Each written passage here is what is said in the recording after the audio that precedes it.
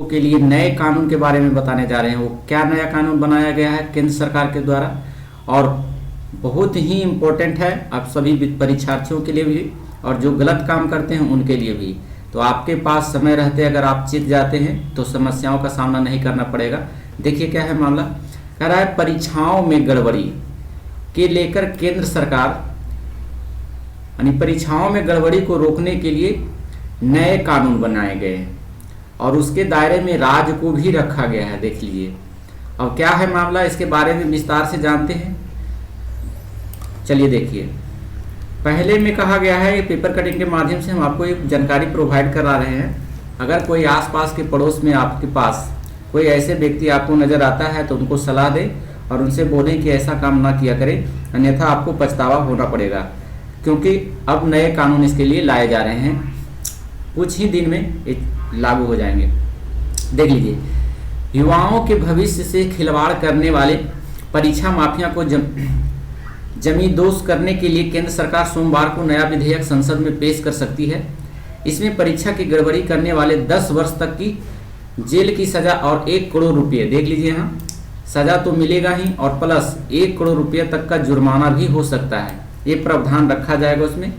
यह JEE, NEET एवं CUET सहित सभी प्रतियोगी और भर्ती परीक्षाओं पर प्रभावी होगा। जितने भी भर्ती परीक्षा होता है, चाहे वह राज्य का हो या फिर केंद्र का हो, इसके दायरे में सभी राज्य परीक्षा का आयोजन से जुड़ा स्थानीय मामला आएंगे।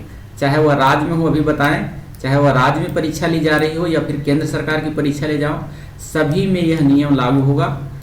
वैसे भी जेईई और नीट, CUET जैसी परीक्षाओं का आयोजन राष्ट्रीय स्तर पर होता है। साथ ही राज्य में भी अपनी भर्ती व प्रवेश परीक्षाओं में किसी भी तरह की गड़बड़ी को रोकथाम के लिए इस कानून को अपना सकेंगे। देख लीजिए क्या है और लिख चलते हैं आपको। ये बहुत बड़ी कदम है केंद्र सरकार की। यहाँ पर देख लीजिए, राष्ट्रपति द्रौपदी मुर्मू ने 31 जनवरी को बजट सत्र के पहले दिन अपने अभिभाषण में परीक्षाओं में गड़बड़ी रोकने के लिए इस कानून को लाए जाने की जानकारी दी थी। सूत्रों के मुताबिक परीक्षाओं से जुड़ी गड़बड़ियों को रोकने के लिए यह कानून कार्मिक मंत्रालय की ओर से लाया गया है। देख लीजिए, परीक्षा जो है इस संबंधित जो कानून लाया गया है वो कार्मिक मंत्रालय के द्वारा लाया जा रहा है।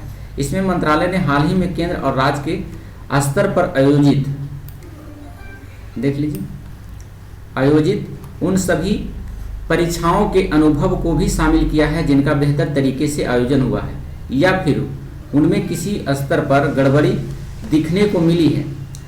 इसमें खास तौर पर यह केंद्र सरकार की ओर से चलाए गए भर्ती अभियान से जुड़े इनपुट को भी आधार बनाया गया है, जिससे तकनीक के बेहतर इस्तेमाल से प्रदर्शी व तय समय में पूरा किया गया था। सूत्रों की माने बने रहेंगे।